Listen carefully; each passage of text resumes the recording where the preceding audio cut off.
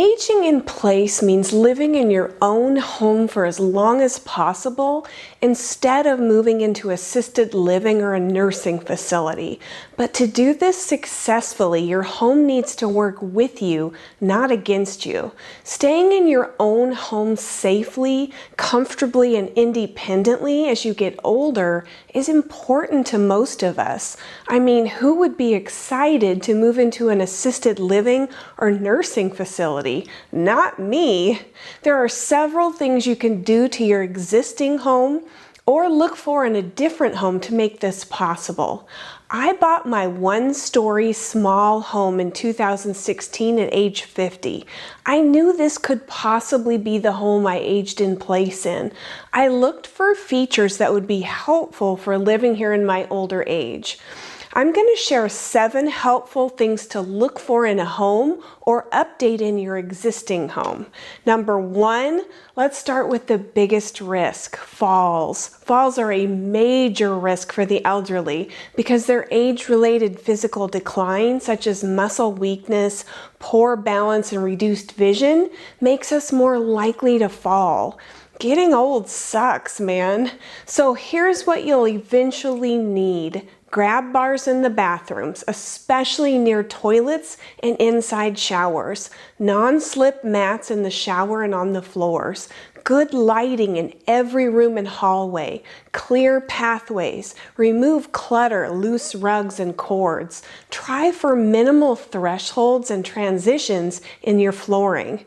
Handrails on both sides of staircases if you have stairs.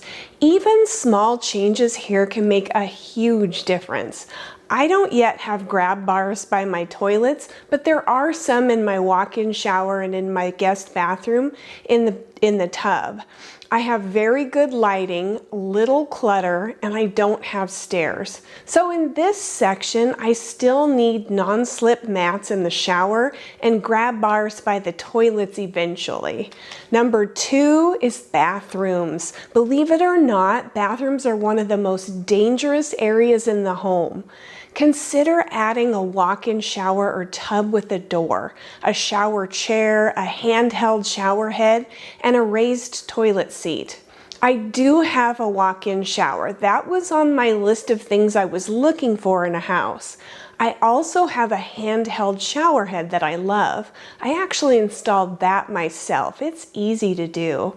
I don't yet have a shower chair or raised toilet seat, but those will be easy to add when I do need them. I see those items at Goodwill and yard sales often. Number 3 is the kitchen. To make things more accessible, keep frequently used items within easy reach. You could install pull-out shelves. You can use lever-style handles instead of knobs.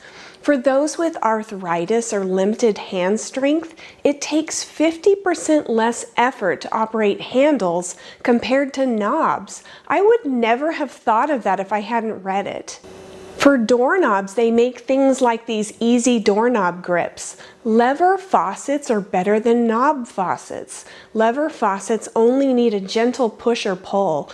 You can use your hand, your arm, or even your elbow. The goal is to reduce bending, reaching, and risk of accidents. There are gadgets that are helpful too. I have this jar opener and I love it. I have lever-style handles and a lever faucet in my kitchen. I do not have pull-out shelves. I may consider that at some point. Number 4 is your bedroom. Your bedroom should be a safe, comfortable space. Helpful items include a bed at the right height that's easy to get in and out of, night lights for visibility at night, a phone or emergency alert system nearby, and a chair or bench for getting dressed. I have all of these things. Someday I may have to have knee replacement surgery or something like that. I can't imagine trying to get in and out of a bed that's lower to the ground after surgery. The bed I have is at perfect height for easily getting in and out of, and I know this will help a lot as I get older. Little conveniences can make daily life much easier. Number 5 is entryways. Getting in and out of your home should be easy and safe. Consider no-step entryways or ramps, wide doorways for walkers or wheelchairs someday, good outdoor lighting, and slip-resistant walkways. Accessibility starts at the front door. I don't have any stairs inside or outside of my house. I have good outdoor lighting, but one thing I don't have is a slip-resistant walkway and porch. My front porch turns into an ice skating rink in the winter. It's really dangerous.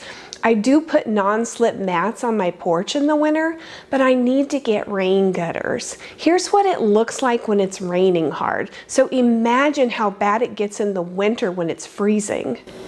I think it's just a poor roof design. This is something I know I need to fix. I usually drive into my attached garage and go in through the garage, but my porch is dangerous for anyone who comes to my house in the winter, so I need to make gutters a priority. Number 6 is a small lot for minimal yard maintenance. My yard is only 1,400 square feet. I found this cool website that uses a Google Earth type thing to measure your lawn size. Then you know how much fertilizer to buy. It's called measuremylawn.com. But it only takes me like half an hour to mow both the front and the backyard. If I do eventually need to hire someone to do that, it'll be much less expensive than if I had a big yard. You might want to plant perennial plants instead of annuals, and no trees that will need frequent pruning before they grow out of control. Of course, you can always hire a lawn care service, but some people enjoy taking care of their yard. So if you want to continue doing your own yard work and gardening, work on making it low maintenance. And number 7, technology can be a game changer. There's medical alert systems. These devices act as a crucial connection for people who need immediate medical assistance. It typically combines wearable devices like necklaces or watches with a central monitoring service for quick responses. Medical alert systems are particularly vital when falls happen. The first hour after a fall, often called the golden hour, is critical. Studies show that 62% of fall victims who don't receive help during this time may lose their ability to live independently. That's scary. My dad fell and broke his hip when he was 79. He was never able to come home after that.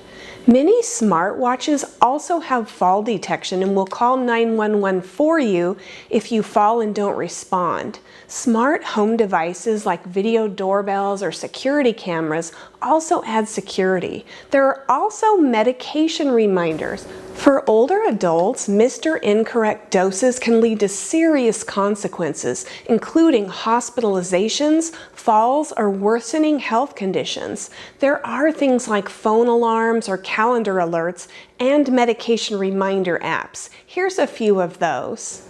There's also pharmacy text alerts and pill organizers with built-in alarms. They make these cool pill dispensers with visual LCD alerts and audio alarms that notify you when it's time to take your pills.